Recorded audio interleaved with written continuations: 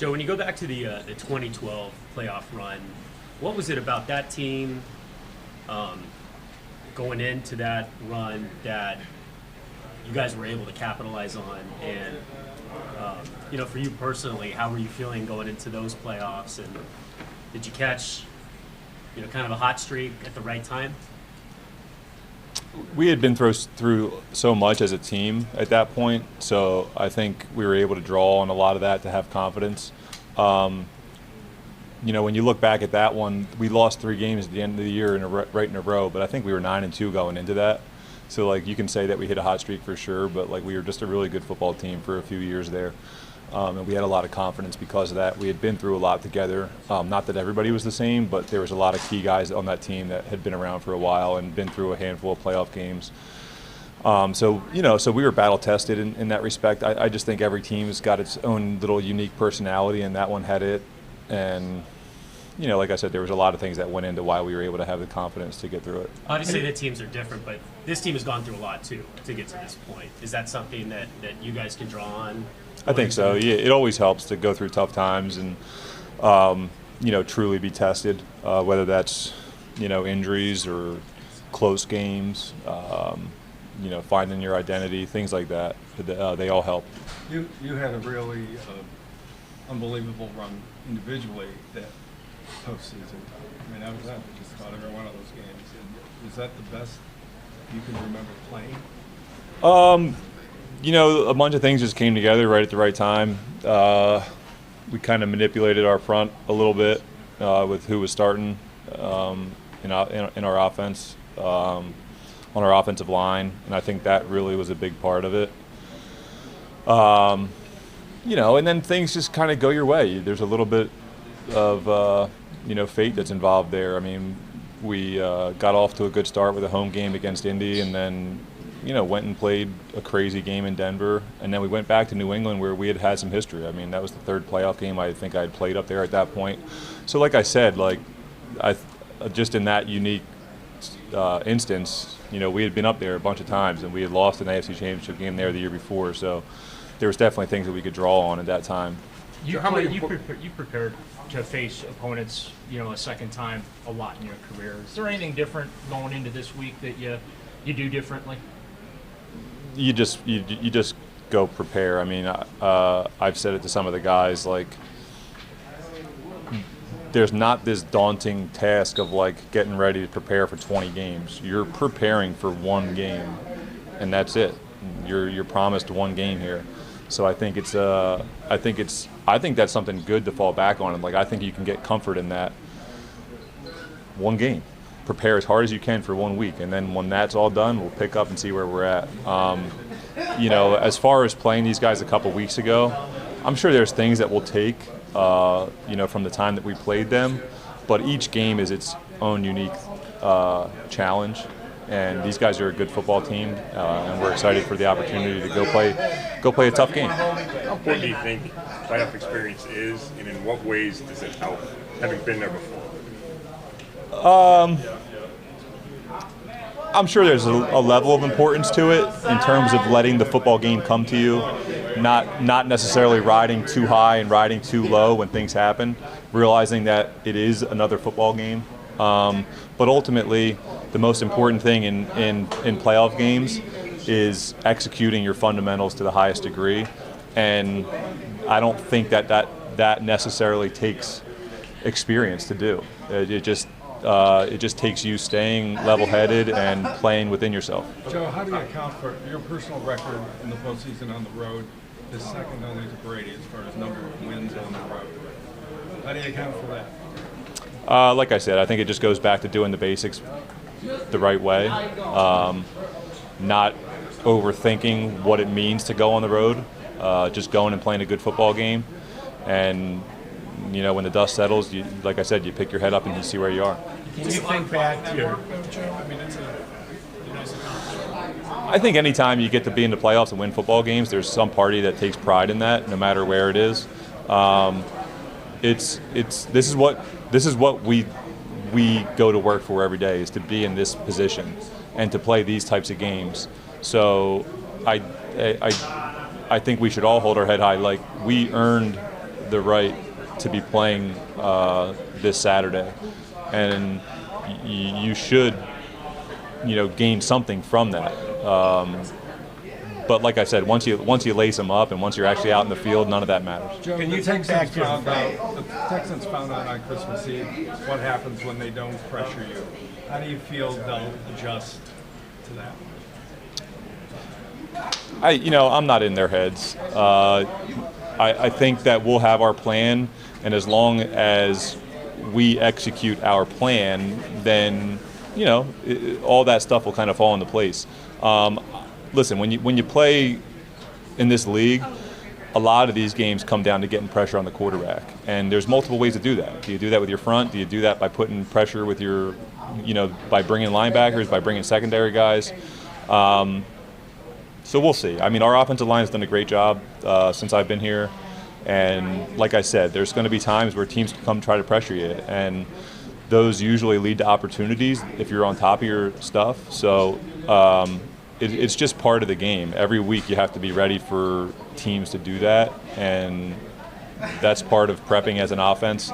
And like I said, I'm not in Houston, and I don't really know what's going through those guys' heads, so we're just going to prepare like we always do. Joe, can you think back to C.J. Stroud this season, and did you get to watch him at all on Saturday night, and what are your thoughts on him going against you guys this time? I've only gotten to watch him a little bit, but he's been really impressive just from afar, like in terms of his decision making and the way everything's kind of looked. Like, you can tell he can throw the ball. I didn't get a chance. It's not like I follow college football a ton. And Ohio State always has somebody, it seems like, the last few years that are getting drafted in the top of the draft in the spring. But it seems like he has a lot of arm talent, and the impressive part is the fact that he's been able to make really good decisions all year. So a lot of credit to him for sure. Can you think back to your first playoff game, Joe? Were you overwhelmed at all, or did you have that attitude that you're talking about now? You know what? We played Miami. We were down in Miami. We played them earlier in the year and played a good game against them. So I think we just, I can't remember the exact emotions that were going through my body, but I'm sure they were pretty much the same that I deal with today. I don't remember being overwhelmed or anything. We had a good football team that year, and like I said, we had played them and beat them earlier in the year, so I think we drew, maybe something from that. I was probably naive to a certain extent because it probably didn't matter, but as a rookie, you're just trying to you truly are trying to keep things as simple as possible and do the basics. And I think, like I said earlier, I think that does lend itself well to playing your best football in the playoffs. So, Joe, when Amari has a game like he did in your first trip to Houston, how different do you expect them to approach him to, not let that happen again?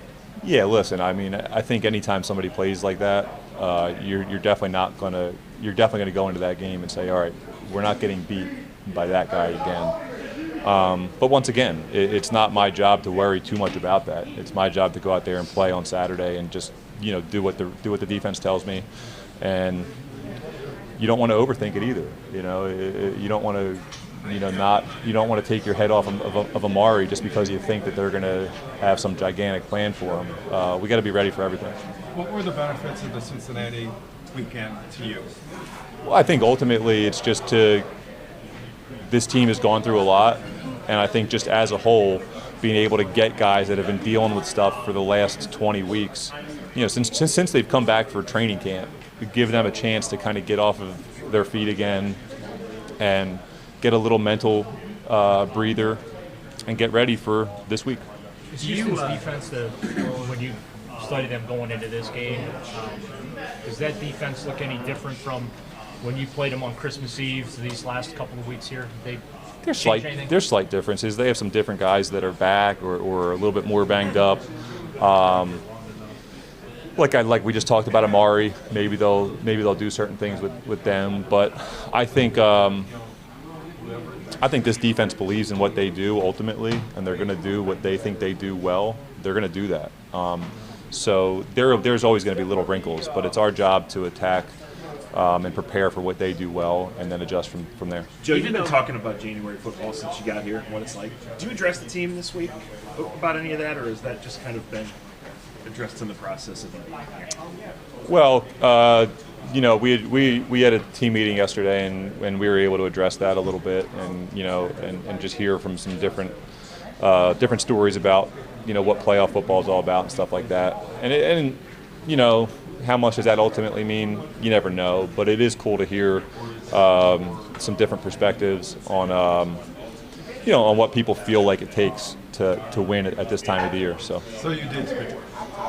a little bit. What does it take to win? Last one. I'll say it again. Everybody, everybody puts so much thought into what it takes to win these games, and it's doing the simple things the best you can, and just playing good fundamental football. And this is the time of the year where that stuff shows up. Obviously, there's going to be plays made, and guys are going to make a name for themselves. That something's going to happen over the next 5 weeks that we're going to remember forever. But and those are the things that you kind of see. But it's just about playing fundamental physical football and playing a full 60 minutes. And no matter what's going on at the moment, being able to keep the blinders on and keep moving forward. Did you play D'Amico? You're almost the same age. Can you imagine being a head coach right now? No. I've never had any aspirations of being a coach. I guess if I really, really thought hard about it, you could wrap your head around certain aspects of it. But man, just all that you have to deal with being a head coach, and the way you have to be in front of the team every single day.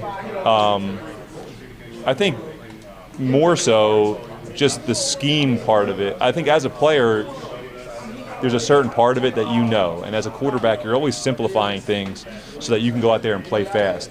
But to be on top of everything and to be able to teach every single position on an offense or defense, and then put it all together and build it, it's impressive. It's really impressive. And I know he's played and I know he's been in it, but it's different than teaching other people. So it's definitely pretty cool to see. You can see obviously that he's been motivated since he's been done playing, and probably even at some point when he was playing, to do something like this. So a lot of credit to him. Thanks, Jim. All right, guys.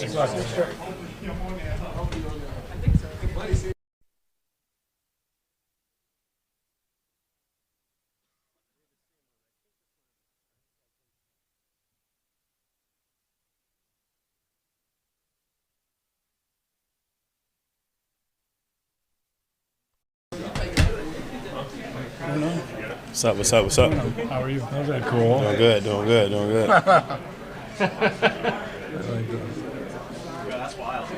Greg, wild card round. How'd you come up with the glasses? Just something we thought about. Just trying to do something creative, each week, and what not better than the Uno wild card glasses. Are you good at that game? I'm amazing. Yeah. You a better corner or Uno player? See, that's it's debatable. That's just one of those is Michael Jordan, the GOAT, or LeBron. So I think it's debatable. Yeah.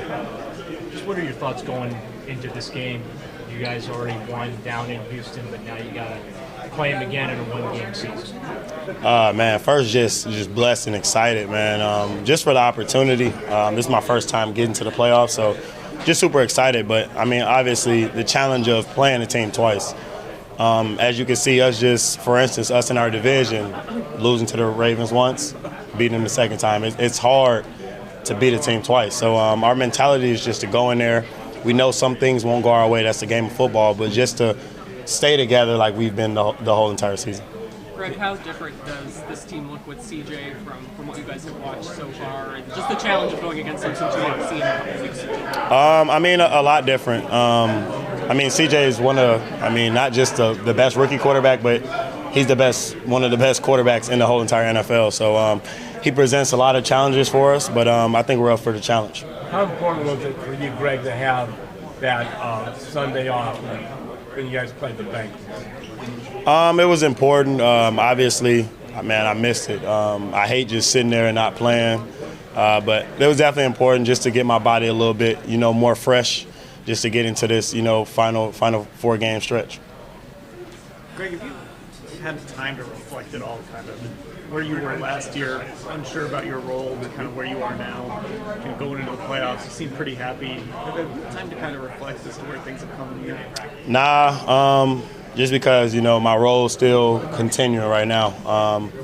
We still got a lot of football left to play, so, reflection normally comes at the end of the season. But right now I'm just trying to, whatever my role is this playoffs, try to do it to the best of my ability. What about their receiver, Nico Collins? I mean, obviously it seems like they've established a connection with Tank Dell, still out. He's big. The challenge of going against him for you guys. Big guy, great at the catch point, can run a bunch of routes, but he's just a big target. So he's a guy, you got to be in phase with, you got to play physical with him. Great receiver as well, and I think him and CJ are one of the better duos in the league for sure.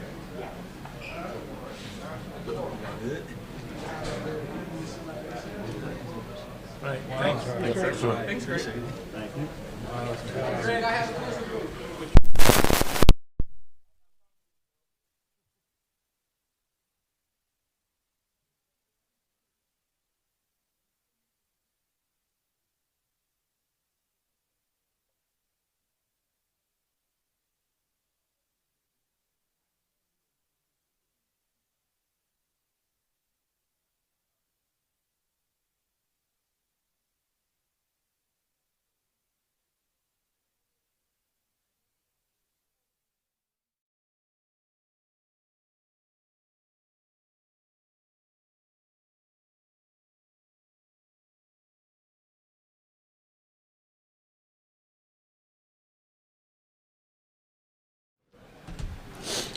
Oh, my face clean. My PR person, come on, give me. I need some makeup or something. Okay.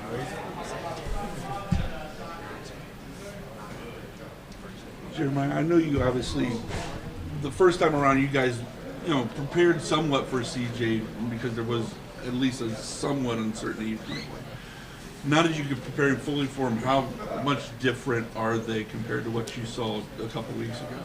Yeah, it's a little more blank, based upon like what their concepts are, what we'll be expecting. We have more footage on CJ than we did the last quarterback, so it was a little bit of a challenge. Of course, in reference to personnel, it'll be a challenge. CJ is the type of player that he is, which is an awesome player, and then they have the real good backs, real good lines. So it'll be a challenge for us overall, but it'll be a little bit more understood because we have more footage on him. The fact that he's a rookie quarterback gives Schwartz any edge at all? I don't think it's like a edge thing where you come in and he's a rookie quarterback and he may struggle with this, he may struggle with that. I think he's mature enough to be able to, and he's seen enough football to be able to execute in the way that he should. I don't think him being a rookie quarterback is going to affect his play at all. Do you guys see him? Does he face everything defensively now? Well, I mean, he's faced similar defenses. The Jets runs similar front to us and similar concepts. So he's faced similar defenses, and I think he's seen enough film of us to be able to execute in the way that he should. You guys talk about going 1-0 every week, but how different is it, your mindset, with this being a playoff game? Well, each week we say we're trying to go 1-0, and there's possibly a game right after that. This one is more like we really embrace that concept and that motto to go 1-0. So that's it does intensify it a bit. I'm not one that's going to lessen the game and say, oh, it's just a regular game. The city of Cleveland has been waiting for this game, right? The organization has been waiting for this game. It's not just a quote-unquote just another game. I think there is a bit of intensification in reference to the speed of the game, in reference to guys pulling something out of themselves that they haven't seen in the regular season. I think it's more to it. What do you think your emotions are going to be like? Well, in reference to emotions, I mean, we have a certain concept on defense that emotions will die down eventually. Joe Flacco got up in the team meeting yesterday, and he said that this is an emotional season, and this you have waves here and waves here, but at the end of the day, when you get into the game, some snaps in, the emotions are going to die down, and this will be a game, right? This will be a game based upon discipline based upon the fundamentals in which we've been fighting for all year, and that's what Joe Flacco emphasized yesterday in reference to his experience. Was that your biggest takeaway from that when the veterans got up and talked about their playoff experience? Yeah, I mean, there was a bunch of key. That was probably the best team meeting that I've been a part of, just in reference to the focus, in reference to the emphasis on making sure that you take every opportunity with, intensity, with intentionality. And I think that that's the important part going into this whole week has to be intentional. I believe it was Coach Schwartz that said that, when you have a great play, it can make you a legend. But if you have a great mistake, it can worsen the cases for you. But I think that's the idea this week in the process, to make sure that we correct all the mistakes and figure out what we need to overcome. It seems like you've been here for quite a while, but you weren't here in 2020. Yeah. So how do you feel about your first postseason appearance? I feel good about it. I think that within that first 4 years of your rookie contract, if you can experience it, every year, that's a good thing. But also, if you can experience it once or twice, just being able to get that experience. And there's been a lot of guys that's been in the league 10 plus years, and that's never been. I was talking to Taki earlier, and he was talking about how in 2020.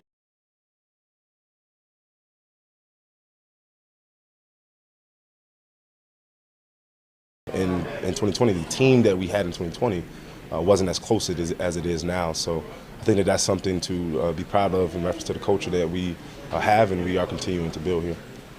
You guys ended up with #1 ranked defense in multiple categories.